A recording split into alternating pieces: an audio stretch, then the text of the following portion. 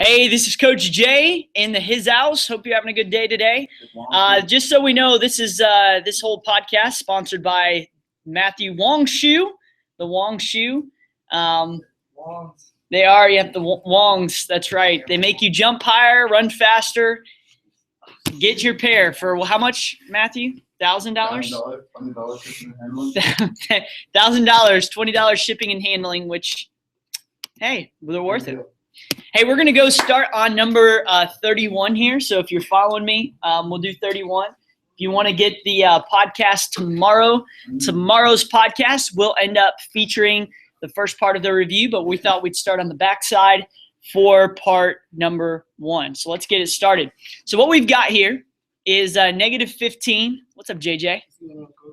Minus 3y minus 1. Okay, so we've got that there. We got 3 times y plus 2 and plus 4y. So our goal on this, remember, is to try to get all the y's by itself, okay? Make sure we follow PEMDAS. That's the biggest mistake, that we forget what to do with that. So let's go to that first. What would we do on both sides? On either side? Distribute. Good. So we're going to have the negative to both and the 3 to both, okay? So the negative would be negative 15 minus 3y. And then remember the plus 1 as well, okay? What about the 3? What would that turn into? Yeah, there you go. 3y plus 6 and then plus 4y right there, okay? So what would we do on the left side?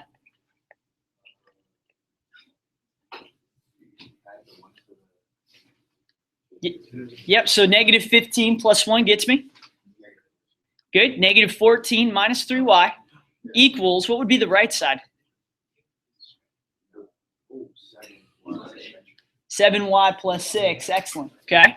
So what we want to do now is get the y's on one side, whole numbers on the other. So we're going to add 3y both sides right here. Okay. And we're going to subtract 6 on both sides. Okay. So what we got is negative 20 equals, and these cancel, and that will equal 10y. Okay. All right. Lawrence, what's up, dude? So what we're going to do now is we're going to divide by 10. Okay. So where then y would be equal to negative 2. Now, what's one way we can kind of make sure that this is the right answer? Plug it back in. I would wait till the end to kind of do that, but you can plug it back in. And so that would be something, too, you could do going forward, okay? Questions on that one? Great. Let's go to 33. Okay, we're just going to move right along. And, Lawrence, we're starting on 31. And we're just moving through all the way towards the end, okay? We may skip a couple, and if I skip one you need, let me know, and I'll bring that up, okay? So what we've got here, x plus 4 over 2 minus 1 equals x minus 4 over 6. When we solve this one, what's one thing we need to do on this one here? Okay, we could multiply by 6 on both sides. Actually, that might not be a bad idea here. One thing I might want to do just to kind of get a rep in is to get a common denominator. Now, if you did that, Solomon, and you did it over here, make sure you do it to both here, and that would work. Just to kind of get a rep in, just in case we have another one that's a little different where I couldn't do that, let's multiply by whatever it would get to get me to 6 on both sides. So what would I multiply this one by? 3. Yep, 3 here and 3 up here. Okay. What about 1? 6. 6, right? Because it really only has 1 on the bottom, so we have 6 and 6 up there. So what about the top do I get? 3x plus 12 over? Over 6 minus 6 over 6 equals x minus 4 over 6, right? Now, since we have a 6 on all, since we have a 666 right there, well, on that, then the bell rings. That is creepy. I apologize, anyone at home right now, that I said 666 on that. That's right. Thank you, Matthew. So once I have a 6 on all 3 sides, right? What can I do to get it simplified now? I could take them out, right? Okay, I take it out here, here, and here, right? It is now gone. Okay, now they're gone. Okay? So what we've got now is, see ya, have a good one, Nicole. 3x plus 12 minus 6 then equals x minus 4, okay? All right?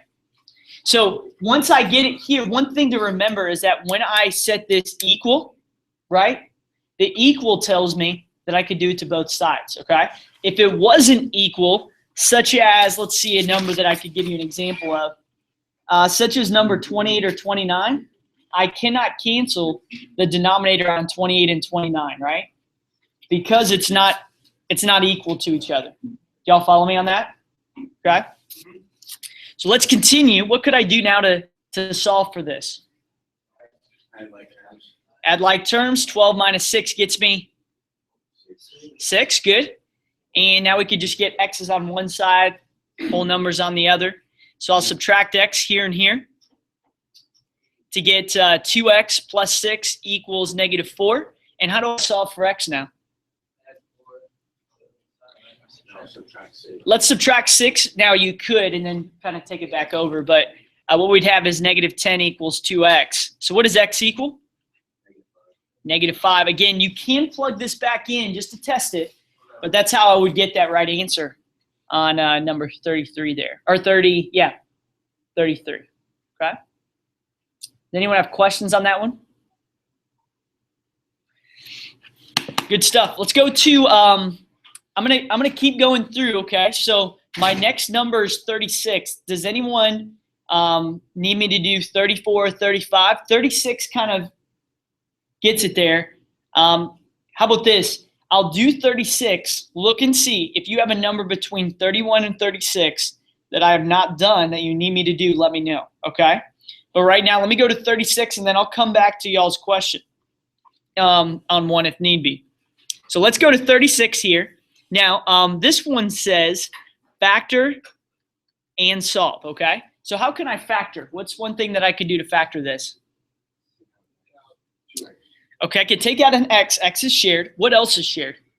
A 2, right? Okay, so we could take out a 2x. What's left over on this first one? And that whatever's left over goes in parentheses, right? Okay, what's left over on this first one? 3x, good. What about the second one? 1, right? And what's in the middle? A minus, good. So now since I've got the first one and the second, what can I do to solve this now once I have it factored?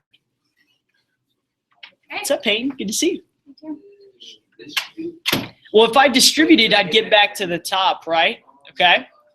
So what could I do with both of those to kind of yes, set both of them equal to 0. Nicely done. Okay.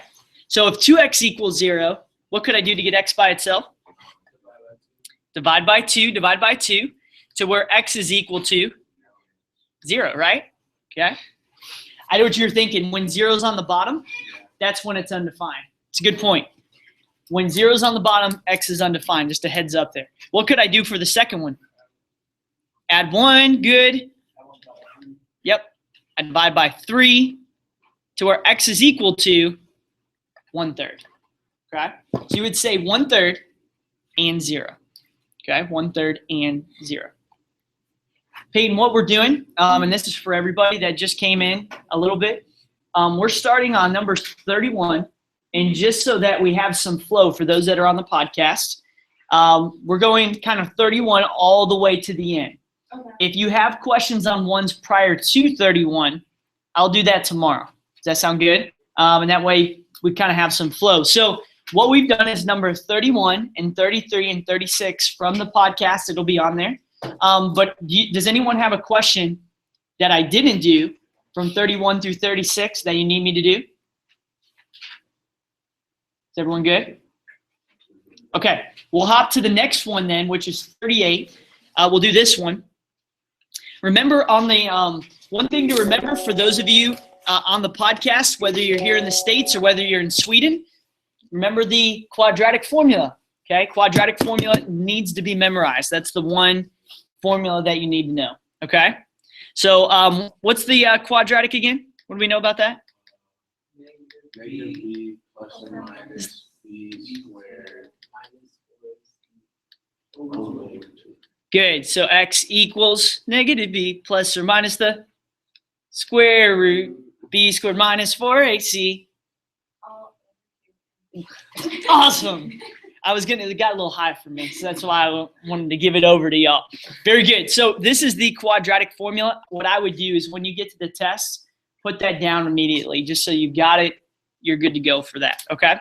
So what do I do on the top to be able to get it to where I'm in a form where I can use the quadratic formula?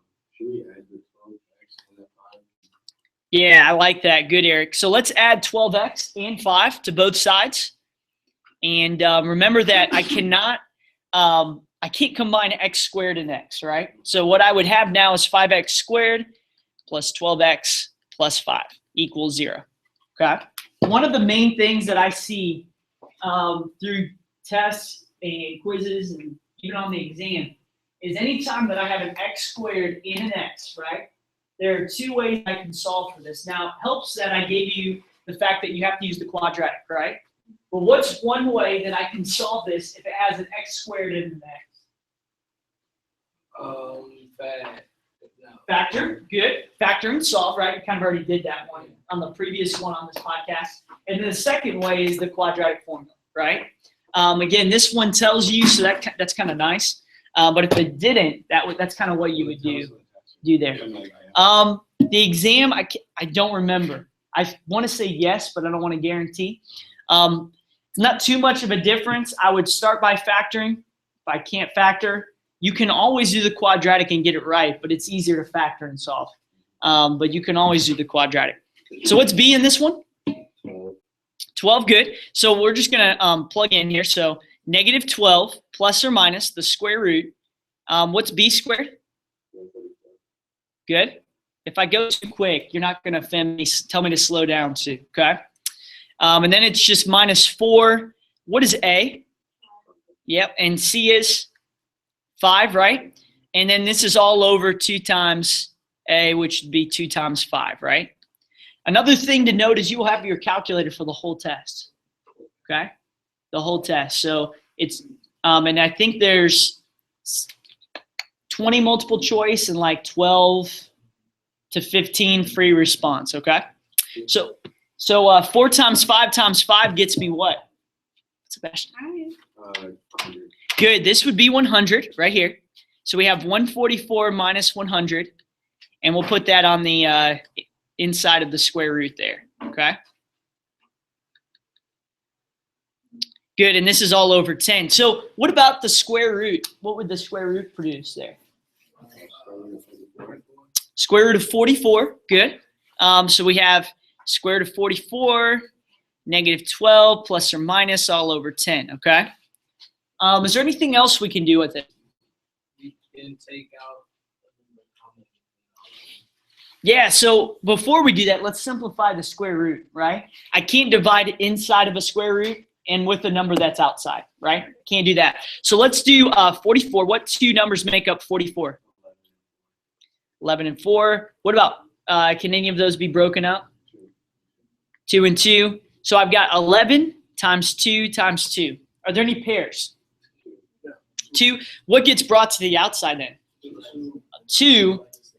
And I leave the 11 on the inside, okay? So in rewriting this, I would say negative 12 plus or minus 2 root 11 all over 10. Now, what I'm about ready to say is the downside of multiple choice, okay?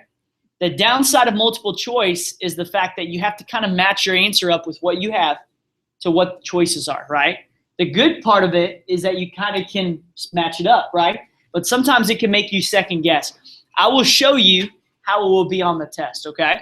So what will happen, what you need to do is put the 10 underneath 12 and 2. All right, so you would rewrite it like this. Negative 12 over 10 plus or minus 2 root 11 all over 10. Do y'all see what I did there? Okay. What can I divide by in the first one? I'll make this white so you can see.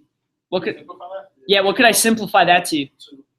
Yeah, divide by 2 to get what? Nice. Negative 6 over 5 plus or minus. What about this one? What's up, Jack? Good to see you. Yeah, 2 and 10 can be divided to make what? Square root of 11 over 5. Is that what you said, Ashley? Perfect. And you would leave it like that. So the downside of multiple choice, I think, is this right here. Don't freak out if you don't see your answer. Just kind of go forward with it. It should be good. You're not gonna like leave 12 over 10 on the answer.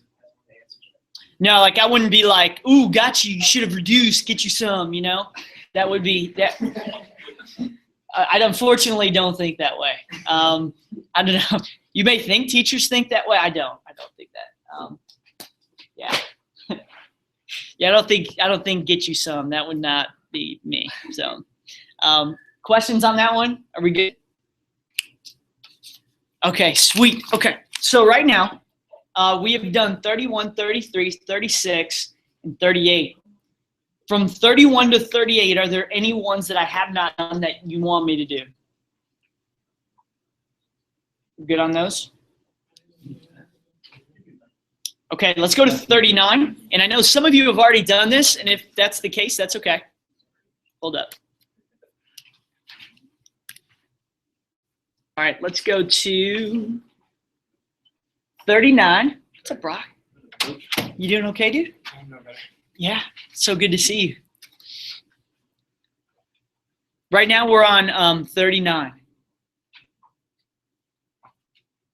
Good stuff. I'm just pumped up to see you, Brock. Good times. All right, what can we do to solve for x on this? How can I solve for x, Lawrence? Square root. Yeah, it's about the square root. I want to take out the square root by doing what? By squaring it. Good, JJ. So I'm going to do the opposite by squaring both sides. Okay? What happens on the left side? So it would be left with x plus 3. Would you all agree with that? So this is x plus 3 left over on that left side. What about the right side? 36. Good. Note, is there a plus or minus here? There is not. The only time, and this is the confusing part, when you square root a squared, yes, there is. Okay? Can I show you an example just real quick to show you? So this is a side note for those of you in Sweden that need this. When you get x plus 3 squared equals 6, right? What would I do to get rid of that squared? Square root. What I do to one side, I do to the other. In that instance, that's when you have a plus or minus. Why? I square rooted a square. What did I do over here? I squared a square root. Okay? Is that confusing? What do you mean you have a plus or minus? You remember, like, if I have something that is squared, correct? Yeah. The answer could be a plus or a minus, right? Yeah. So what I would mean is this would go away, right? The Uh-huh. squared and square root. You still cancel, same thing. The only difference is I can have two answers, Oh, yeah. a plus or a minus. Okay. Does that make sense? So that's kind of where that comes from. Okay? All right, so what would I do to continue to solve for this one? Subtract 3. Subtract 3, good. And just a reminder, we've been saying it for those of you who just got here, just a reminder on this. And again, it's on the podcast. What could I do to check this? Plug it back in, right? Those are great ways to do this, right? On a multiple choice test especially, okay, 'cause it's kind of half and half there. Anytime that I give you an answer, you can test those answers too by plugging them back in, can you not? So there's ways to kind of do that there for the multiple choice going forward, okay? All right, good stuff. 39 is done. Let's go to 41. We could always come back to other ones too.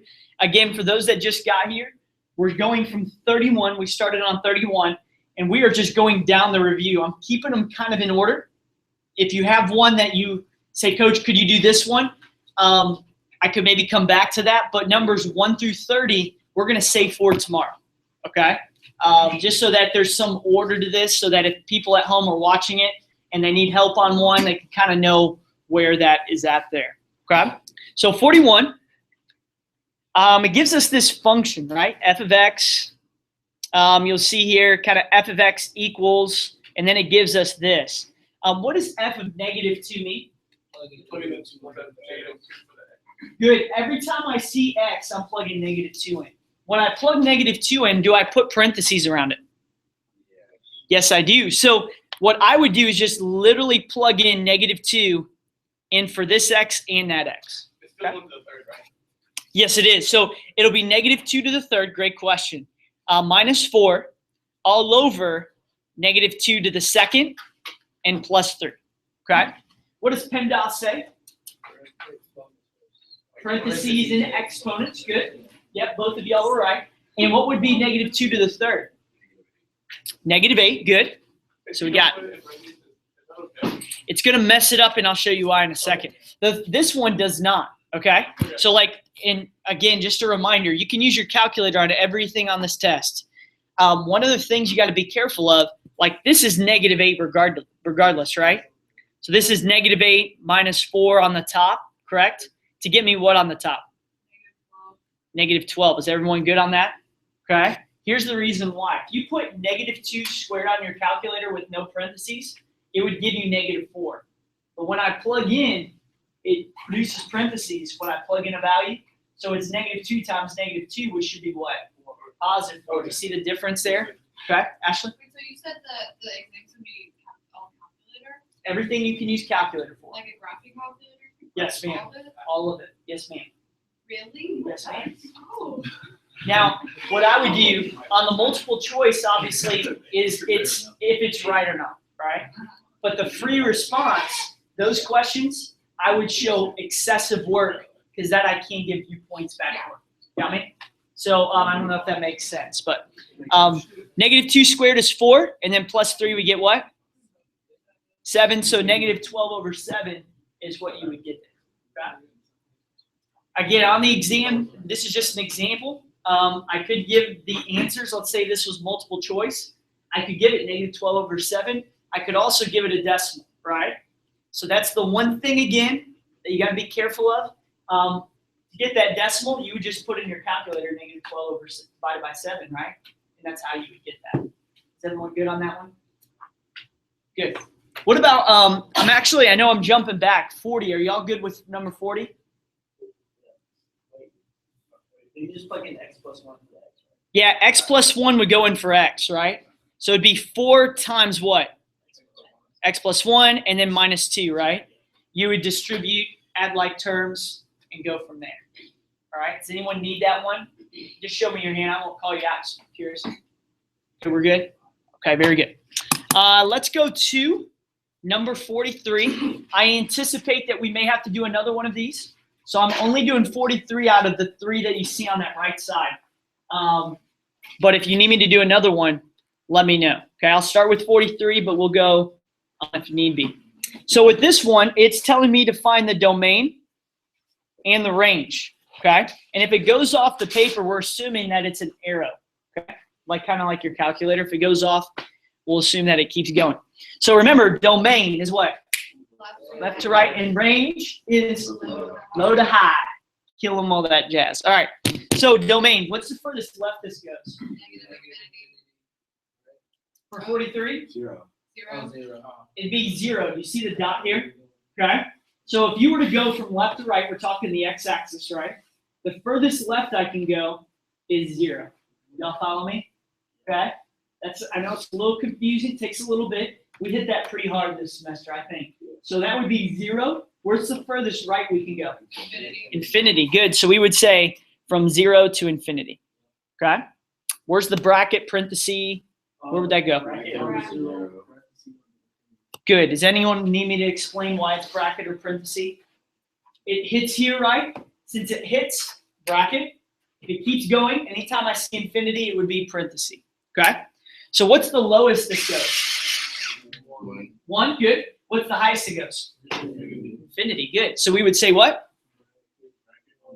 Bracket 1, 2, infinity with a parenthesis. Good. Does anyone need me to do 42 or 44? One of those. 42. Let's do it. So we'll just erase these here. JJ, what's the furthest left I go on that one? Yep. Nice. Good. And what's the furthest right? Good. What's the range? What's the low to high? Good. Negative infinity. 2, and the reason why it's 5 is it hits the highest point is right here at 5. Okay? Would that be bracket or parenthesis? Good. Okay. Is there anyone confused on that? We're good on those? Okay. Good stuff. We got 42 and 43 done. Let's go to the next page. We're hopping right now. We'll go to number 45. Okay, 45. That's a tough one. Increase and decrease. I'm not going to call you out. How many of you struggle with increase and decrease? A little bit? Okay. I know there's some people at home right now that are raising their hands. I know it. I know it's a little bit tougher. So let's do this. Let's go. We'll have increase and decrease. We'll put both of these down. Now, think about this. If I rode the roller coaster of this ride, of the line, from left to right, what is happening? Okay? And by the way, not just increase and decrease, what else is occurring on this? What's the third interval I could have? Yep, you could have a possibility of having a constant. You see what I'm saying? Now, what does it ask? It just tells us to find where it's increasing, right? Just where it's increasing. But it helps me if you can actually figure out all three, and that way you're prepared for all three in case it comes. So where is this thing coming from as I go from the left? Negative infinity. Very good. Yeah, good, Ashley. So when I go from the left and as I go to the right, what's up, Nate? Good to see you, dude. As I go to the right, where would it stop? -3, right? So this thing would stop right at -3. So it's constant where? Negative infinity to -3. Okay? Okay, so it's constant there. Y'all follow me on that? We're just talking about the x-axis. Y'all know what I'm saying? So even though I put it here, we're just talking about the x. All right? What's happening at -3 as I go to the right? Just from -3 to where? -2. Now, is there anyone confused on that? You see how it goes down here? That interval is just this spot right here from -3 to -2. All right, are we good on that? So we'll just put decreasing from -3 to -2. Okay? What's happened at -2? Okay. -2 to where? To 2, right? So from -2 to 2, it's doing what? Good. Increasing from -2 to 2. And so again, I'll kind of do a different color. So from right here, it's increasing right in here. So from -2 to 2. And then from 2, what's happening here? Good. So from 2 to where?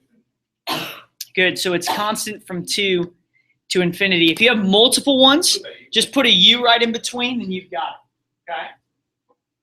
Are y'all tracking on that? We're good? So that's how you would put those three down. Okay? Do this for me just real quick. If you could do number 46 real quick, just with someone next to you. Even at home, just tell me where it's increasing and we'll be good to go there. Okay?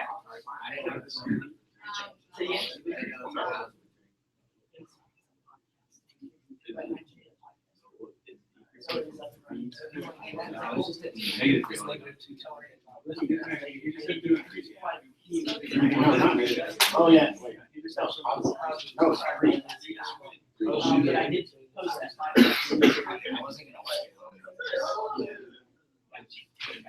So you can, if you want to, just hop on and what I can do for that.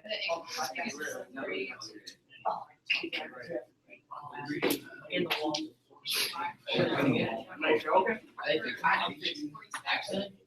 Can I break it? Good day. So you only want to reason? Using the bathroom, right? All right, is everyone good? Wait, Coach, I have another question. Okay, are you ready? I think there's a little bit of confusion, and even those at home that are doing this, there's a little bit of confusion with when you think of increase and decrease, when I use the y and x, right? Here's the thing. You only use the x. Y'all follow me? Only use the x. So if you want to, if you see interval, anytime I see interval, then what you could do is just literally circle it. Just circle this right here, okay? All right, so where's it coming from? Yeah, so it's coming from negative infinity. Does everyone see that? So it's coming from here, okay? Where's it headed? Way over here. Infinity. Yeah. So you know that. That's kind of because of the arrows, right? They project out that way. So from negative infinity, as it comes down, I know it's coming down, but just focus on the x for me. Negative infinity, where does it stop? Like what's happening from negative infinity? It's decreasing. Do y'all follow me on that? So as I go from negative infinity across, it's decreasing down. Where does it stop decreasing? Again, on my x, where does it stop decreasing? 3, right? So from negative infinity all the way across here, it stops decreasing right here. But a lot of people will put -2. That's not right. It's got to be at 3. So from negative infinity to 3, it's doing what? Decreasing. Decreasing. Where it stops is where it picks up, right? And from 3 to infinity, it's doing what? Increasing. Are y'all good on that? Okay. I heard a lot of good dialogue there. I just wanted to make sure we got it. So we would say it's increasing from 3 to infinity. Okay. No brackets necessary, all parentheses. Okay. Good stuff. Questions on that one? If y'all have another question regarding one like this, you can ask me. Absolutely, absolutely fine there. Okay. Let's go to 49. Okay. 49. Now you might want to make a note of this. Okay. You also need to know what the slope equation is. You'll need to memorize that. Okay. Yes, ma'am. Are you giving us formulas on the exam? The only formulas that you will need, okay, that you'll need to know. You might want to jot these down. The quadratic formula, and then this one, which is the Point slope. slope, just the slope formula. I'm going to give you the point slope formula, and I'm going to give you the slope intercepts. That sounds very confusing. Let me explain. So if I say slope intercept, that's y equals mx plus b, right? We need to know that one. I'll give them to you. You'll just need to know which is which. Does that make sense? So Just know which one's to apply. correct. So if I give you these two, okay, right here. On the test, I'll actually give you both of these. Both. Those both say slope. Oh, I'm sorry. Yeah, that's probably confusing, right? That's right. There we go. Point slope. So point slope would be this one. That's why y'all are here. And slope intercept is this one. Okay? So are we going to need to memorize like the y2 minus y1? No, ma'am. I'll give these to you. And when I just say on the equation, hey, write this in point slope form, you'll just give it to me in point slope form. If I say find it in slope intercept, you'll give it to me in that. Okay? So I won't tell you, like I won't give you the words with each, but what I will do is give you the actual equation. Does that make sense? I don't know if that's makes sense there. So on this one, it says find the one with slope intercept, right? So what one are we going to use? Point slope. So it says, you see in the instructions right above, right at the top there, it says find this equation in slope intercept. Now, some of you, how many of you do this? Maybe I need to do it with y'all this way. How many of you do it in point slope and then transform it into slope That's what intercept? I do. Is that what y'all do? How many of you just put it right straight into slope intercept? I'm going to do it that way then. Okay? So let's use point slope form right now. So I got it, and then I'll put in the slope intercept. So as we plug in, what do I need to do with the 2 points? What's the first step? What would I do with these 2 points? What would I do with each of these, Lawrence? Y2 minus Y1. That's the one you need to memorize, right? You just plug in, you just decide which one is your Y1 and then you just put it in. That's exactly right. You guys said it perfectly. So if this is like Y2, right, what would this one be? X2. Oh, I'm sorry. Good night almighty. I'm all messed up. What goes first? X. So if this is X2, this one is Y2. Okay? I'm off my game just a little bit. We'll get back on it. Lawrence? When you plug in that -4 for the negative Y1, would it be positive 1? Let's plug it in and let's see. Do you want to see that? So if this is X1, this one would have to be Y1. Okay? Does it matter which one is first or second? No, as long as you're consistent. You'll get the same answer. So what would go in for y2 in this example? -6. Good. So we'll put in -6 minus, and this is what you said, Lawrence. What's y1? What's up, Bryce? What's y1? 4. -4. Good. Okay. Very good. So plug that in, right? What would be x2? -8. Good. And minus, what would be x1? -4. Good. Okay. So let's keep going. Let's see if we can get it. So this would be -6. What would this be? +4. Good. So what would that produce? -6 plus 4? -2. Good. -2. And what would be the bottom? -4. Yep. -8 plus 4, which would be -4, which when reduced would produce what? 1/2. 1/2. Good. Okay. All right. So 1/2 would be my what? Slope. Very good. Okay. Is everyone good on this? That's all we have to do. All right. Well, not quite, because it tells us to get the actual equation. Now we got most of it, but we've also got to find the equation as well. So let's do this. Once we get what the slope is, let's plug what we know into the equation. So we have y minus y1 equals m times x minus x1. So what goes in for y1 again? -4. Good, yeah, because we got it. That's why labeling it is a good. Okay, it's good there. So we'll plug -4 in for y1. What goes in for x1? -4. And what goes in for m?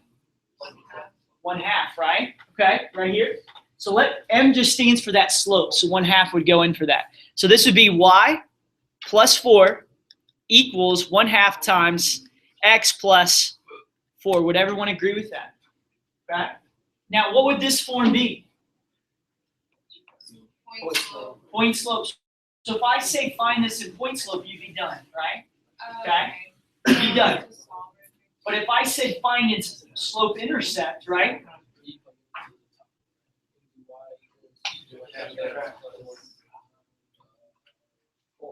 Yeah, you could do that. You absolutely could. What Solomon and Ashley said was what I'm going to do, and that's how I'm going to distribute this, okay? So I'm going to take 1/2 and I'm going to distribute it to both parts here. So what I would have is y plus 4. And I'm going to do it over here. I'm going to do this. I'm going to take this out just for a second. I'll come back with it. But this is going to end up being y plus 4 equals, what does 1/2 do? It distributes to both. Okay, is everyone good with me right now? Okay, it equals 1/2 x, and then what's 1/2 times 4? I think it's positive, right? Positive 2, okay? And so what do I do to get y equals mx plus b? Subtract the 4. Good, I'm going to subtract the 4 to both sides, and when I subtract 4, I'll end up getting y equals 1/2 x minus 2. And so that's just a simple, just going to y equals mx plus b form. Okay? All right, how we do on that one? That's a little tougher, wasn't it? A little tougher? Just a lot of steps. Is there any part that, I know there's a lot of people in here, is there any part that you didn't get that you want me to re-explain? All are good? Just review, what's this form? Point slope. And then this form? Slope intercept. Slope intercept. Again, I'll give those what's in red to you, just not the words. You have to know that. Okay? All right. Okay. We good? Let's go to the next one. Or let me ask you this. From numbers 31 through 49, okay? Other than the ones I've done already, because you can always go back on the podcast, is there anyone from 31 to 49 that you say, Coach, could you do this one?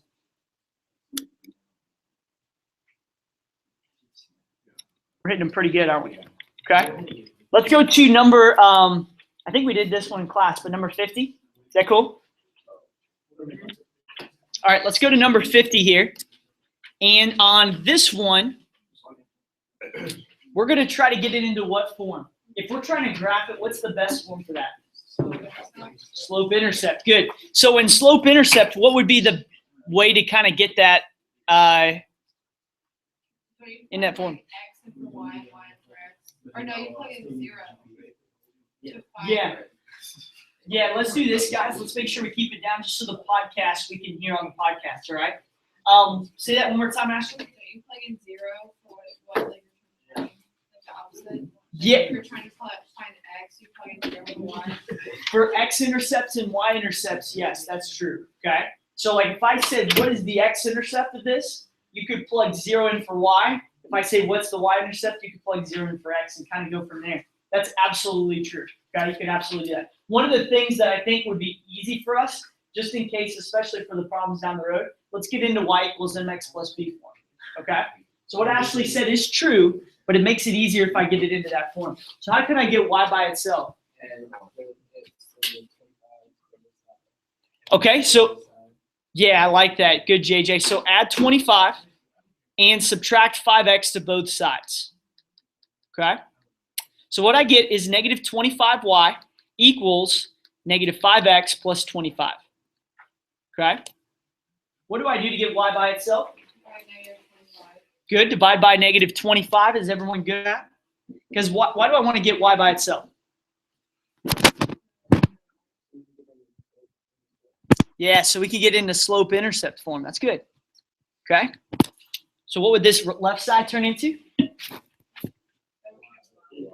Good. Yep, we cancel out getting us y. And what would this part be? Yeah, that's Gucci. 1/5 x. And what would this be? Negative 1. Good. Okay. So what do we do to graph that? Yeah, what does negative 1 represent? The y-intercept. Okay, so we can kind of graph this on here.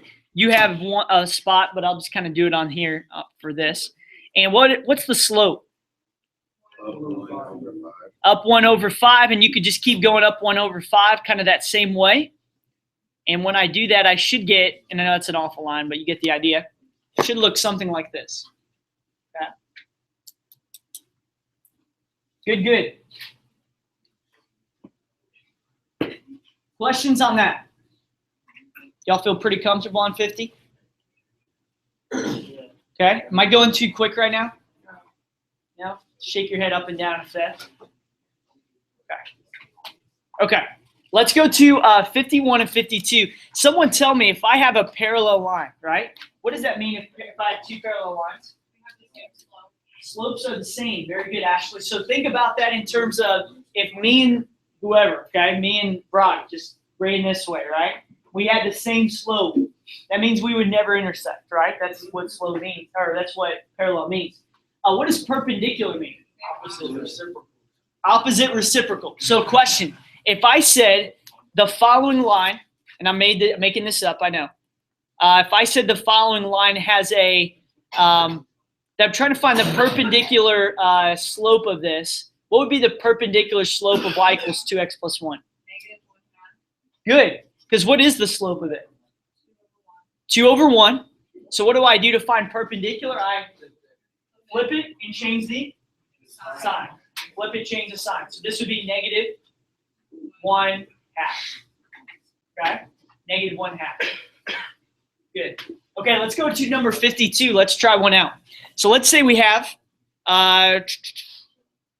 4, 3. 4, 3 is the point, and we have y equals 9x plus 7. Okay? What is the slope of this? 9? Yep. So 9 over 1. Okay, that's the slope. So if I'm trying to find this, it says in point slope form. That's a little different, right? What's point slope again? Okay, so we're trying to get it here, correct? We're trying to get there. That's point slope. We're trying to get it there. What would we put in for the new slope if it's perpendicular to 9 over 1? Yep, we flip it 1/9 and we change the sign. So we have negative 1 over 9 goes in for m. What goes in for x1? Yep, remember this is x1 and y1, right? So 4 goes in for x1. So we keep x here the same. And what goes in for y1? Y minus 3. Yep. And so do I have to do anything with that? Do not. We can just leave it like this because that is in point slope form. Okay? All right, do this with me real quick. Go to 51. See if you can do 51 with someone next to you. And then I'll meet with y'all in just a second, all right? 51. Try that. Let's go.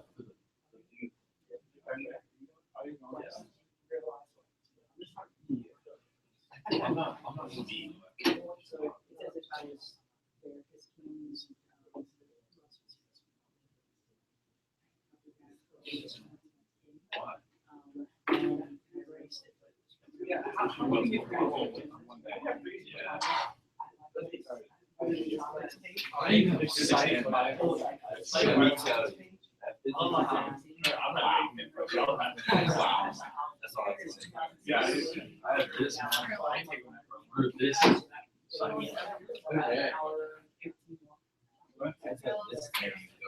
Sound good? Sorry about that. I'm podcasting now, otherwise it helps it. So I'm just podcasting for them. That makes sense. So, yeah, look at those, Georgia. All right, how we do on that? So for, Yeah. you just plug in, like, just reverse your flow, and then plug in X and Y. 50, are we talking 51? 52, whichever one we just did. Yeah, so we flip it, right? So whatever the slope was, I said it was perpendicular to it, right? Remember, perpendicular is, if you're going after someone in hockey, I always think of pursuit, like Yeah. if you keep going down and you're trying to go after him, Yeah. and your slopes are perpendicular, that means that whatever path he's taking, you are literally taking the opposite path. Does that make sense? So they would cross like this. Exactly. Yeah. So in order for that to happen, if I say that 9x was his path, to find the slope of your path, you would have to take that 9, right? Right. Flip it, so it would be what? 1/9. And then change the sign. You always change the sign. Always change the sign. So since it was positive, this would then be negative. Okay. So we flip it, change the sign, whatever the slope would be. And then Now, parallel has the same. same slope. So on 51, is it? Right? On 51, the point slope, we'll just write that in, y minus y1 equals m times x minus x1, right? This line we were talking about was y equals 2x minus 6, right? So if I said that this was parallel, the new line was parallel to this, what would be the slope? What would you tell me? If it's parallel, Yes. slope would be 2. Slope would be 2, good. So 2 would be plugged into the top, right? Right. Okay. And what would be for x1? What would x1 be? Yeah, because the point was 3, 5, right? Oh yeah, then you just add the point. So it'd be So- 3 3 goes in for what? x minus 3, Good. And what goes in for y1? y minus 5. Y minus 5. You got me? Yeah. So that's parallel. Perpendicular, you would do the exact same thing. You just What would be flip the difference? You just flip the slope and then change the sign. So what would the slope be? 1/2. Negative 1. There you go. You got me. You got yeah, that's where it's at. Yeah. Good. And this is what type of line here? Parallel. Oh, this one's parallel. That was parallel. What form of line is this? Good. Good. And if I said slope intercept, you would know what to do with that, right?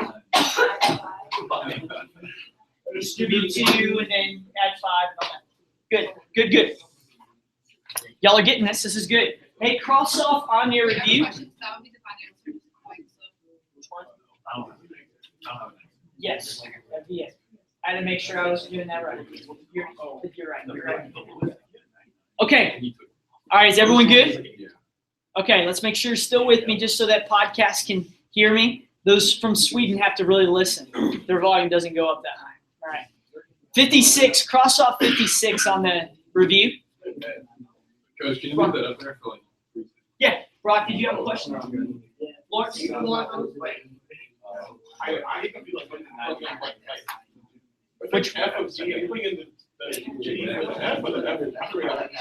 going to get into that. I'm gonna do the number 57 here in a second.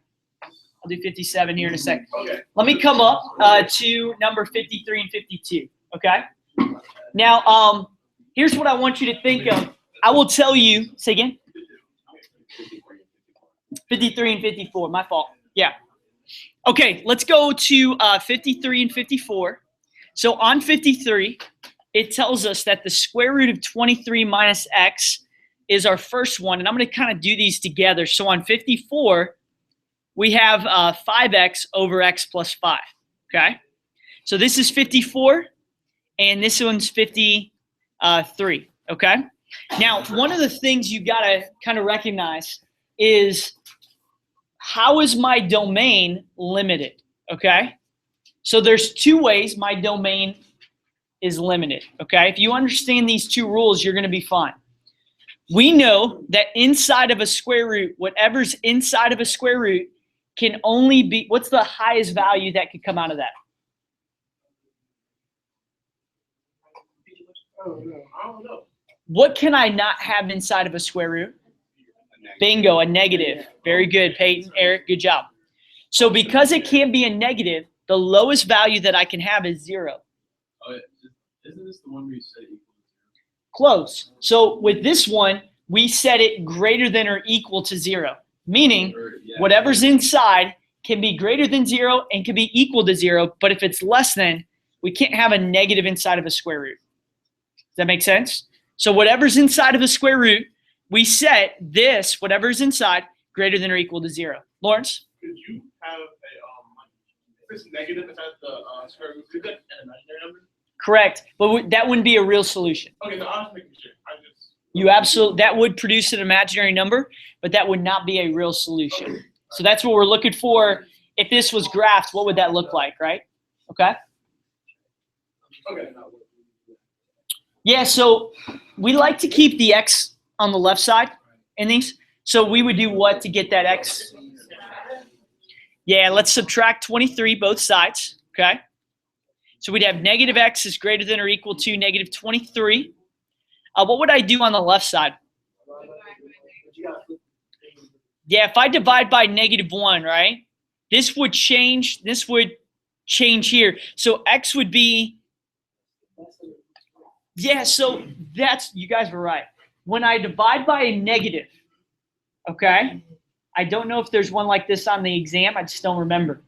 But if I divide by a negative, what happens to the greater than sign? It switches to less than, right? So we would say x is less than or equal to 23. Okay, just flips. So if you think about it, okay, this makes it easy if you think about this way. If x is less than 23, it's less than 23. What is the least value that I can have? Let me say that again. If x is less than 23, right? How can I rewrite this in interval notation? Meaning, what is the least value that I can have? Great, very good, good, Ashley. So if you think about this way, right? This is an arrow. If x is on the left side, you could do it this way. If you did a number line, right? Which I think this helped Jack kind of last time we did this. If this is 23, right? Is this going to be open or closed? Closed, because it's equal to, right? Okay. Is this going to go left or right? This is going to go left. Good. And it's going to go towards where? Good. So what's the furthest left it can go? Good. What's the furthest right it can go? 23. Good. So you would write it negative infinity to 23. What would happen with negative infinity? Parenthesis and 23? That's the bracket right there. Okay, Lawrence? I could have it both ways. So you like say it on the that's like correct. What I would say is if it's multiple choice, there's no question because your answers are going to be in what I want, right? Okay. But if it's not, you can't ever be hurt by doing more. Okay. So I would put both in, and then that way I can always go back. Does that make sense? Right. But this is called interval notation, just in case you were trying to figure that one out. Okay? How much of this is multiple choice? I would say about 3/4. I would maybe 2/3, but okay. What about this one? Do we know? I like this one actually. It's easier. Okay, it's easier on that. What can I do with 54 to find what the domain is? Where is the domain limited? X plus 5 is equal to 0. Good. Why can't this be equal to 0? Because, well, I like to draw it out, and if you draw it out, it'll be a moving circle. So it can't be. Ashley, that's pretty close right there. I like that. One thing you can always do is anytime you can always graph these, right? If you don't want to think that way, the easy thing is, what can the bottom not be equal to? Zero. Now, Lawrence, you were right. You said set x plus 5 equal to 0. Whatever the bottom is, right, of the fraction, set it equal to 0. What would x be equal to? Okay? But the only thing I would say is technically it's not x is equal to -5. It's x is, it can't be equal to -5. Because if you did, what would we call that?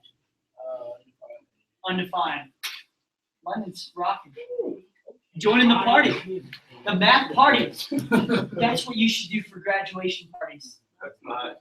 Math party. There you go. That's so hard. I'll come. I'll do it for free. I'll just teach all the guests. Yes. Good. X is not equal to -5. Now, how would you write that in interval notation? Oh, negative infinity, -5, and then the union, Yep. and then -5.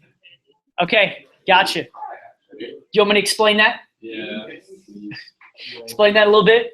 Okay, so think about it this way. If x can't be equal to -5, okay?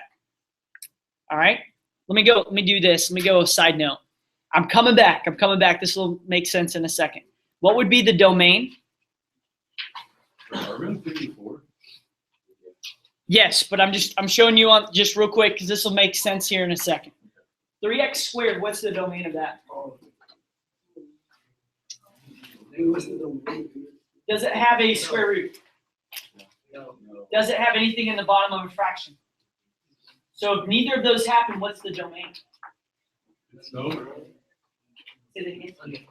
Now undefined, that's a good thought. You would say -infinity to infinity, all reals, okay? So let me say that again. If it doesn't have a square root, and it doesn't have anything in the bottom, what would the domain be? -infinity to infinity. So coming back to this one, okay? Without this x plus 5, if it was just 5x, what would you tell me?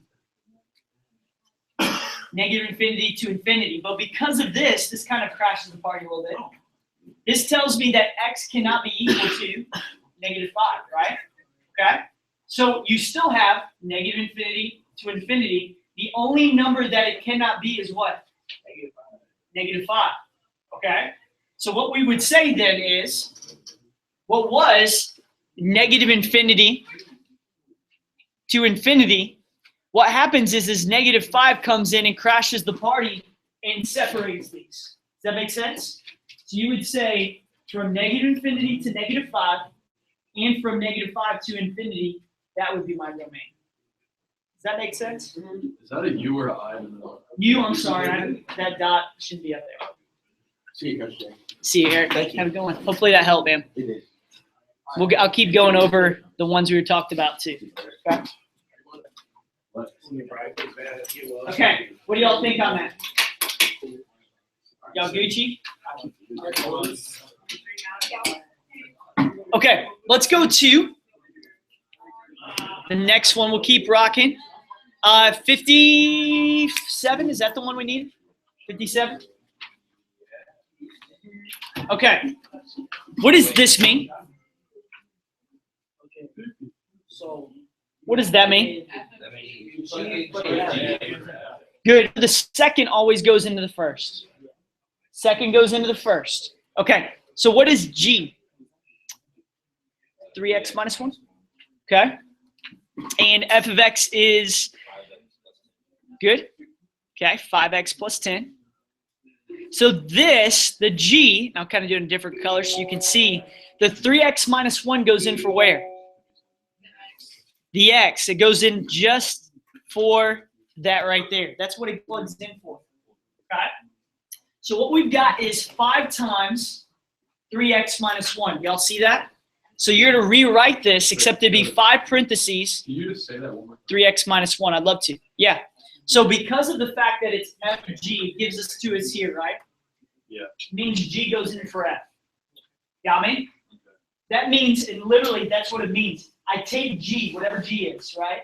And I literally plug it in to the F. Okay. See how I did that? Do you do the same, like put F in for G on the other side? Now, only if those were flip-flops. If it was G of F, okay? If it was G of F, that would be the opposite. I see. You got me? That would be, we're just doing the podcast right now. Does that make sense on that? So that just means that this gets plugged in for here. Okay? Yeah. So then once I plug it in, now I'm just simplifying, right? What would that, the blue part, what would that turn into? 15x minus 5 plus Yeah, 15x minus 5 plus 10. And what would that then reduce to or simplify to? 15x plus 5. Yep, it would be good. Be good right there. All right, y'all good? Sweetness. One thing I did want to ask you, what if I said f of g of 3? And you would plug in 3 for x. Yep, 3 would go in for x. You plug it in and then go from there. Okay? All right. Would you, okay, so if it was 3, did you plug it in when you found it or when, like, 3 would go in at the very end, right? 3 would go in right at the end. Very good. Okay. Good. We are good to go on 57. What about the inverses? We want to do one of those? 58? We do 58 there? Is that a here? Yes, ma'am. Yes, she's got to be really quiet. Okay.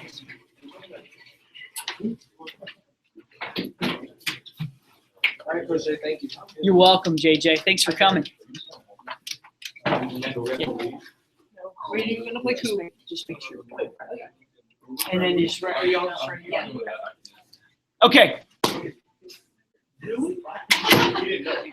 we good, guys? All right, we good? Just because we're still podcasting, all right? I just want to make sure we're still going. Yeah.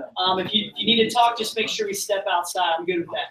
All right, so when we find an inverse, right, this is y equals 3x minus 7. Yeah, I know it says f of x, but really you could replace that with y, okay? This is number 58. So this would be like y is equal to 3x minus 7 over 5. What do we do with inverse? What does that mean? oh, you flip like that? Oh, yeah. Good. We start by flipping x and y. Think about inverse, flip, right? Inverse, we rotate. So we would have now x is equal to 3y minus 7 all over 5. That's what inverse means. Now, what would I solve for now? Now we solve for y. Okay, so we flipped it. We solve for y. How do I solve for y here? Times 5. Yep, we're going to multiply by 5 on both sides, okay? All right, so these cancel. So we get 5x is equal to 3y minus 7, okay? What do I do to get y by itself? Add 7 to both sides, good. So we get 5x plus 7 equals 3y. And how do I then solve? Divide by 3, good. Okay? So if you see it on the exam, one thing too, just the notation, it's not, just so you see it, y inverse just means the inverse of that equation. Got me? So the one that I did here and the one that I did up here, those are inverses of each other. What does that mean? That means x and y do what? Flip. X has become y, y become x. We flip it. Lawrence? This just means inverse. So this means that it's the inverse of the equation on top. Wait, with the inverse, the y. So whenever, if it's like f of x equals 6, so the y will go for the x.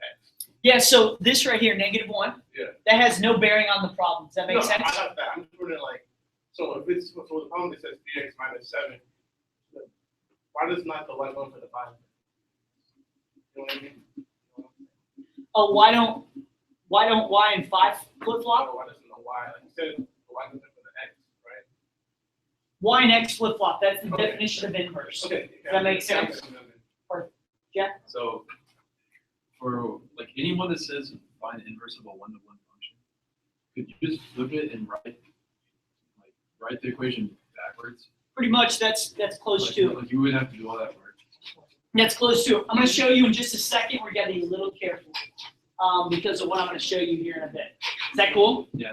I'm going to show you because it does kind of get thrown off a little bit on that. All right. Okay.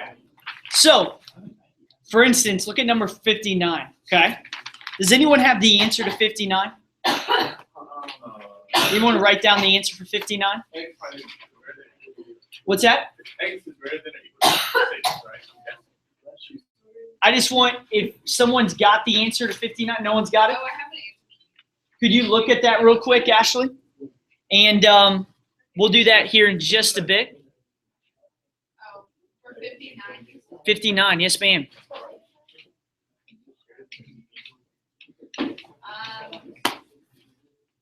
At the, or the inverse of f. Yes, ma'am. X squared plus 6. Gotcha. So the answer is x squared plus 6, right? Okay. And sometimes we'll write this. This could also be written as f of x equals, right? Or this could also be written as f inverse of x equals, right? Don't let those two things confuse you. These two things are the same as well as the top. Y'all follow me? Yeah. So I'm saying this. I wanted to see if you could kind of understand or explain this. This is my answer, right? Yes. What do I do first up on top? So how do I get from the yellow to the orange? So first you gotta Switch switch to X and Y. Good. Is everyone good on that? Yeah. We switch x and y. So we got x is equal to the square root of y minus 6. Okay? No, are we good? Well, yeah, it just says, whenever it says find the inverse, you automatically do that. And that's what the definition of an inverse is. That's a good question. Inverse means y and x flip-flop. Got me? So we flip-flop x and y first. How do I get y by itself now? That's my goal. Yeah, can you square square it? root of it. Square. Good. I square it. If I square a square root, this is where it comes back to it. Answers. Oh, no. No, the square root goes away. It just goes away. If I square root is squared, square root is squared. If I square root is squared, that's when I have two answers. Does that make sense? The easy way, let me show you. So if I had x squared, right, and I square root it, because the 2's on the inside, we get two answers. Got me? But if I square a square root, they just go away. Okay? Hold on. That's confusing, I know. So it says I get x that. equals square root of y minus 6. So how do you get from that to the x squared and then like the parentheses on? Okay, so in this inside, this is square rooted, right? Just like multiplication and division kind of go against each other, right? Opposites of each other. How do I get rid of the square root? I Oh, okay. Squared, right? You're just getting rid of the square root. perfect. I haven't canceled it out yet, but it's coming, right? Right. So what would be left on the right side, Jack? On the right side, there would be y minus 6, Good. What would be the left side? x, right? X squared, because what I did to one side, I had to do to the other, right? Oh, yeah, and then it stays on How do I get y by itself then? plus 6. There you go. Good. 6, yeah, b same. Yeah, we just get y by itself, right? So we'd be left with x squared plus 6, and that's how I got to my answer. That's how we get there. Okay? Does that make sense, y'all? All right. Do y'all want to try number 60 real quick? I'm just going to touch base with the class out here real quick, and you'll be good. Okay? So number 60, do that one, and I'm going to come to number 62 here in a bit. Coach, can you Okay. tell me if this is right? Yeah. Where we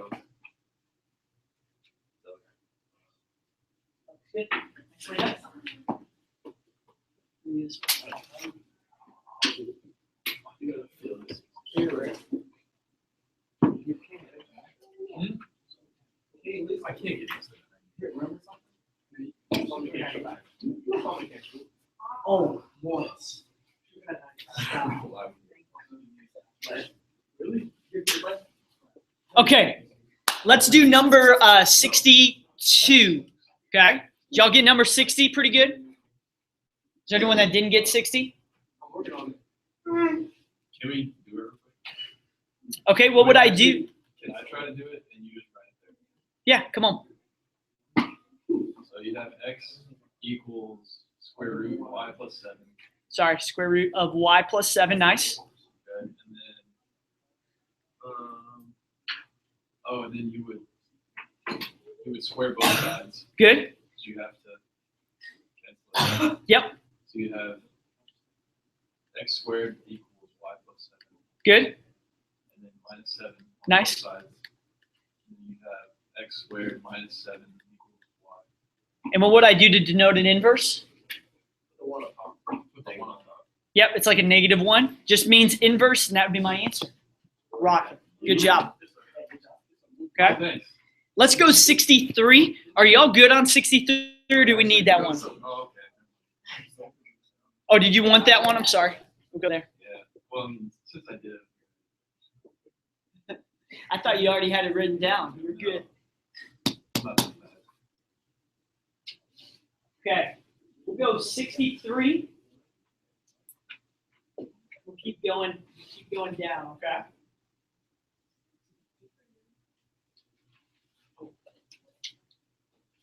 Actually, I said 62, didn't I? 62. What would I do on 62 on that one? All right, good. Oh, would you foil? Foil it out. Good. So 62, we've got 8 minus 6i times -5 minus 3i, right? So when I distribute or FOIL this out, we just got to be careful making sure we take it step by step. So what's 8 times -5? -40. What's 8 times -3i? Good. What's -6i times -5? 30i. Good. And -6i times -3i is? 18i squared, and then would that just be 1? Yeah, so once I distribute this, is everyone okay on the distributing part? What does I squared turn into? Oh, Is it -1. -1, good. So this is like 18 times -1, which produces what? -18, good. And I'm going to slow my mouth down because I can feel myself kind of picking up speed. Yeah. Okay. All right. Is everyone good with distributing and how I did that? And where I squared turns into -1. Yeah. What is Okay. the -1 again? Anytime I see I squared, right? Right. I squared means that we get what out? -1. Oh, you Does just, that make sense? yeah. So that's just kind of a definition we know. So once I get here, 1, 2, 3, and 4, what can I do to then? Combine like Yeah, you just combine like Yeah. So -40 minus 18 is? -22. 58 because 2 Oh. negatives, right? -2 negatives. You're good. I'm with you. on it. I understand. I'm good with you. Good. What about I's? What would I's be? 6i. Plus 6i, good. And just so you know, this is called standard form, where the I comes second. Okay? All right, so that's standard form where the whole number and then the I imaginary comes second. Okay? Questions on that one? Is 61 the same? 61's a little different, okay? Because when I do come to 61, one thing to remember is that are we distributing both of these? No. Now, look at the difference. This is different. What's in green is not the problem. If I had this, would I distribute 5i? Yes, I would. But because of that negative being in the middle, what is going to be distributed? The negative. The negative. Good. Once I distribute the negative, we just combine like Yeah, terms. because there's a 1 there. Negative. Correct. And if you want to put that in, you can. So when I distribute this, what would it get me? 5 minus 5 plus i. 5 plus I, right? Because it goes to both. Okay. 5. So we have 5i plus 5 plus I, which gets me what? Oh, Yeah. 430.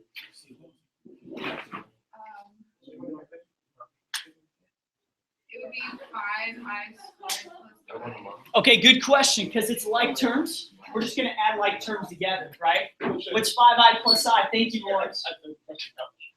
Gotcha. See you there. I'm not going to say that on the podcast. It sounds too sketchy. at the rustic couch. I know. See, at the rusty couch where lights are dim, there's only candles that illuminate. Oh, is it one of those? They serve wings and coffee. They serve wings and coffee. Yes, great combination. It's great. It's true. They actually do serve wings and coffee. It is weird, but it's all good. Very vibrant and hipster. You want to be hipster, come to the rustic couch. You know, they don't like this shit. I do. I could just see you going there after school, like, grading papers, No. Could I get a latte? Vanilla latte with a kick of caramel and lemon pepper wings. We'll do that. It's disgusting. That's so disgusting. And every one of these conversations are on the podcast. So if you're watching this, join us at the rustic couch tonight. Oh man, y'all have made fun of me all week. And it's starting, like, everyone thinks now it's creepy. So I'm gonna have like 2 people there. It's gonna be great. So 5 plus 6i. So that's how we got that. Wait, can you explain that? Yeah. 'Cause I can't, I'm not seeing I got lost in What's 5i plus I? conversations. five. Yeah, what? Yeah, so when we distribute, right, it would be 5i squared. But if it's just 5i plus I, it's like terms. 5i plus 1i. Oh, We so add them to get you 6i. just distributed the -1 and then you added the 5i at the front. Yeah, well, 5i was up just Yeah. there. I didn't touch Yeah, it. you just brought it down. Yeah, and then I just distributed like you did, Jack, and then I just add like terms, right? That's one thing. It starts becoming, with a math test or exam, it starts becoming like where rules start kind of going, like you get them meshed up, right? When you multiply, that you'd have I squared. When I add 5i and I, that's how I get 6i. Okay? So after that, you Makes just sense. combine like terms. And That's how I get it. That's right. Does that make sense there? We good there? Good. All right, 63. We already did 63 with the quadratic formula. It's pretty much the same thing. Do we need to do the quadratic formula again, or are we good? Can we do number 64? We can. I was going to do 64. Do you want me to do 63? 63 is a little different. The only reason why I say that is because it'll be a negative, right? Inside the square root, I think. But we can do that one really quick and just to make sure we got it. Since we already did the quadratic, I'll put it down here. What goes in for B? Good, except -5, right? -5. So we would have minus -5, plus or minus, the square root. What goes in for B? Good. Make sure when you plug it in, it has a parenthesis. That's something, too, a lot of people forget. A would be 16. C would be 1. And then all over 2 times 16. Okay? All right. Jack, I know I went through that quick. We're basically just plugging in values. You see what I'm saying? So you got your quadratic. You know 16 is A. You know what B is, -5. And you know C is +1, right? So once I plug that in, we just simplify and go from there. Right? Yeah, plugging it is pretty. Simplify. So what we can do now is just kind of simplify the inside, right? Okay. So what would be the simplified version? Are we good? That's freak you out? Okay. We did.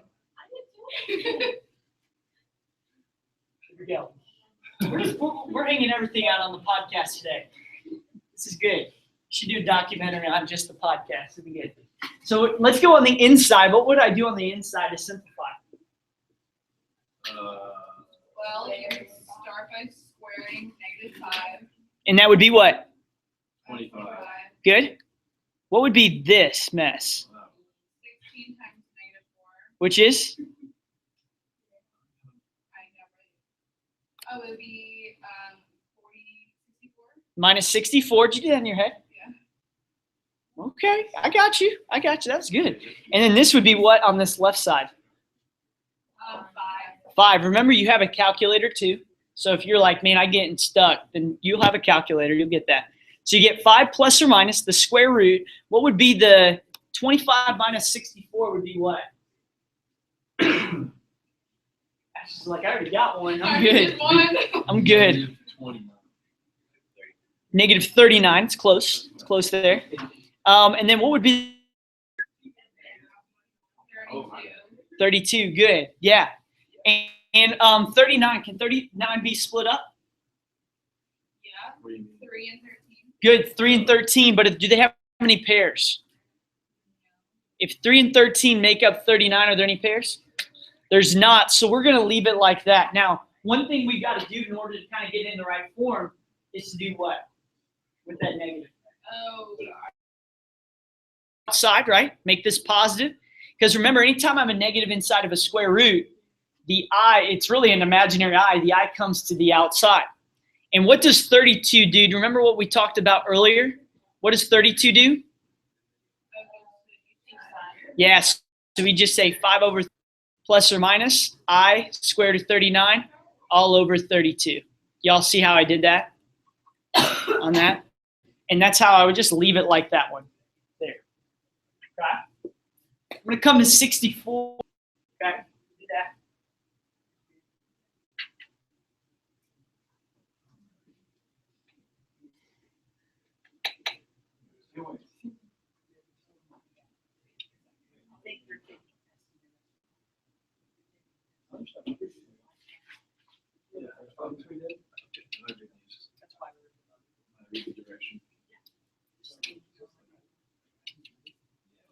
All right, my fault there. 64, let's go to that one. 64 was the one, right, Ashley, that we needed? That one is a doozy. So let's go through that one. Let's find the vertex and intercepts and sketch the graph. Okay, so we've got this graph here. We'll just set it equal to y. 64, probably one of the tougher ones on the test, I would say. This one's probably the tougher one. This one right here is, how do I find the vertex of one in standard form, like this? And this is something that you'll just need to know because it's not really a formula. You just need to know it's more of a process. If it's in standard form and I'm finding the vertex, maybe this will ring a bell. Did you just say equal to y? Yep. F of x and y are interchangeable.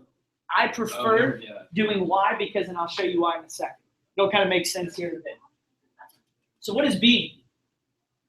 6. 6, good. What is a? 1. Good. So this should be negative 6 over 2 times 1, which produces what?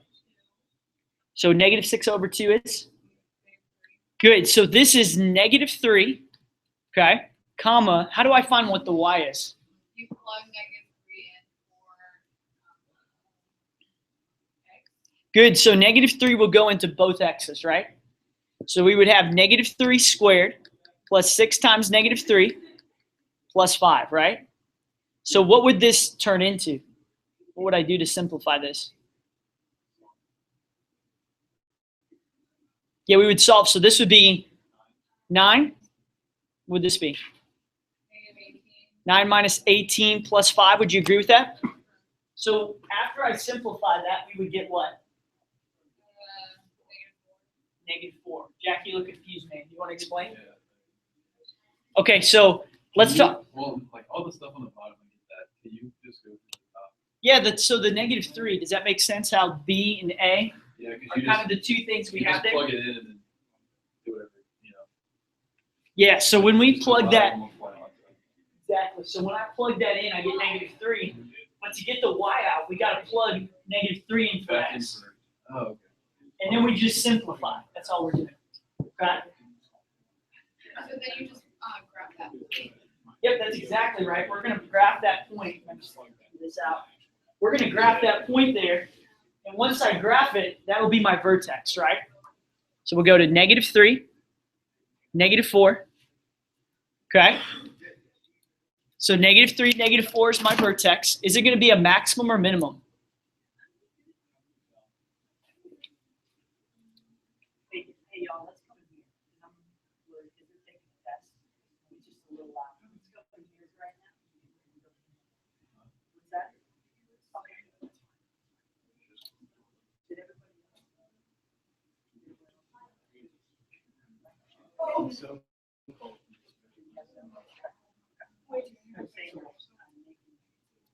They did? Okay. So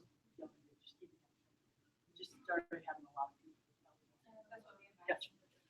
Okay, so -3, I plugged it in and we got -4. You follow me, Jack, on that? Yeah, because you just do like, because the 9, Yes, I'm sorry. I know it was small. That was 9 right here, right? minus 18 plus 5. Yeah. So once I get that, right, is this thing going up or down? We kind of talked over this, right? Since the x squared is positive, it's going to go up, right? Okay? So if it's going to go up, that means that this is a what? A minimum. Does that make sense? If you look at number 65, okay? Look at that one. When you do, what would you do to find the vertex of 65? I'm coming back to this one. I'm not leaving it. But on 65, negative b over 2a, we would get it, plug it in to get what the y is, right? Just like we did. But on 65, is that going to be is that going to go up or down? Oh, it would go up. On 65? Why is it going down? Because it's negative x squared. You see what I'm saying? Negative, think of a frowny face. Like he's sad, he's negative, he's a negative person, going down, okay? So then that's a maximum. If he's positive, he's smiling, right? And this It's going was, up. wait, so this would be, the equation of compounds x squared, how that was positive? Correct. Okay, I was looking at the -3, and that threw me off, but. I hear what you're saying. So yeah, it's on the x squared. So that's why it's going up. Jack? How would you, like, how do you know how far to make your problem? Like, how How far up? Okay, how so wide, yeah. now it comes back to this part. You ready? Let's factor. Can we factor? Hey, y'all, we got to keep it down. All right, they're taking the test. Because you're out here, we have to keep it down. Okay. What can we do on that part? Can I factor that at all? Which part are you factoring? X squared plus 6x plus 5. Can I factor that at all? Yeah, X and X. Okay, so we'll do this. X squared plus 6x plus 5. Okay. What can I do to factor this? X plus 2X. What two numbers make up 5? Or to multiply? Multiplied equal Oh, 5, add and to be. 1. Good. So we have Oh, x plus 5 and x plus 1. I know what you're doing. Yeah, kind of just look that way. You're doing the backwards part. So question, if we factor this, and this is equal to y, right?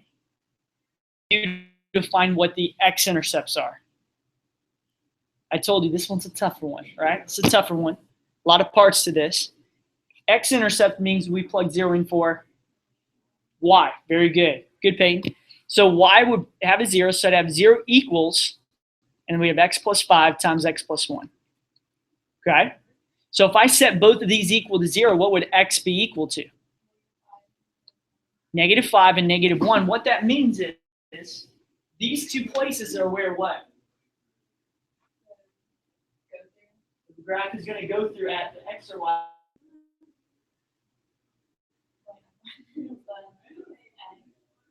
X-axis, yeah, because it's x equals, right? Does that make sense? So at -1 and -5, we're just going to make a point there. So we go -1. Oh, I'm sorry. Here, -1, not +1, my fault. And 3, 4, 5, -1. At those two green spots, that's where it's going to hit the x-axis. Okay? Now we only have one more thing we have to do. For a y-axis, for a y-intercept, you plug 0 in for x. Great job. Okay? So if we plug 0 in for x here, what would I get? 0. 0 for x here, we get 0. Plus, so we have 0 plus 0 You plus just have 5. So where would it go through? So these are the x-intercepts. What would be the y-intercept? 5. Great job. So what that means is, at 1, 2, 3, 4, 5, that's it. There's only one for y's, always. So that means that at 5, it's going to go through, so you could just connect down. Boom, and boom. Okay? Am I telling you it's tough? I told you it's tough, right? Okay? It's tough. Probably more of a free response. A great one that would be multiple choice is the next question, which just tells us, hey, find the vertex, what we did right here. Is it a minimum or maximum? That would be a good multiple choice. If I were to have you graph it, yeah, that would not be. It'd be more of a free response. Right? To find those 2 points, did you just factor that, Mhm. and then you found? Find the x-intercept that plugs 0 in for y, right? So I said both equal to 0, x plus 5 and x plus 1, and that's how I got -5 and -1 as my x-intercepts. So I put it here and here. Okay. Y-intercept we plug 0 in for x. Great job. So that's how I got 0 plus 0 plus 5, and that's how I got my y-intercept. Does that make sense? Are we good? Tough one, I know. Tough one, I know. Okay. All right, here's what I think I'm going to do. Right now, we numbers 64 to about 60. I'm sorry. Let me make sure. So 31 through 65 is the ones that I went through on this podcast. So if you're at home, we're good to go. Jack, you got one? You're welcome, Ashley. Go ahead, Jack. So can you, with the y equals 5, can you just explain what that does again? I know it's something in the y. Technically, I probably shouldn't say y equals 5. It's really a point, is it not? Yeah. So really, I should put the point 0, comma 5. Remember, when I put that point down, it would go 0 and then up to 5. Same thing with -5 and -1. Those should really be -5, comma 0 and -1, comma 0, meaning that those are x-intercept points. Okay? Y'all tracking on that? So x-intercept, you plug 0 in for y. Y-intercept, you plug 0 in for. Okay? So then how do you apply that to the graph? The y equals 5. So 0, 5 is really, it's not y equals 5. 0, 5. 5.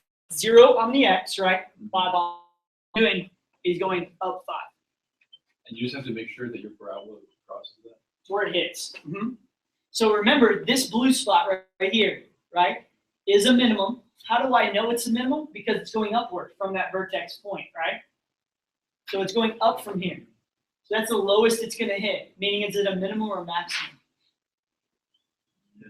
Minimum because it's the lowest, right? Minimum. If it was a maximum, the x squared would be negative and it would go down. Yeah. But this goes up, upward. And again, it doesn't have to be exactly perfect. As long as it hits those points, we're good. And then you're good. All right? Good stuff. I think I got it, Coach. Hey, what we'll do is tomorrow, and again, this is good for the podcast too, for those of you who are watching. Right now, we went in order because I wanted to make sure that when you watch the podcast, you kind of have that order. We went through 31 through 65, 64, 65, okay? Tomorrow, what we'll do is we'll go through, we'll go from 1 through 30, and then I'll also pick up at 66 through 81, okay? So I'll get all the other ones to kind of go through. Other than that, we should be good, okay? All right, do y'all have any questions at all? Thank you. Oh, anytime. Let me kind of close this out here.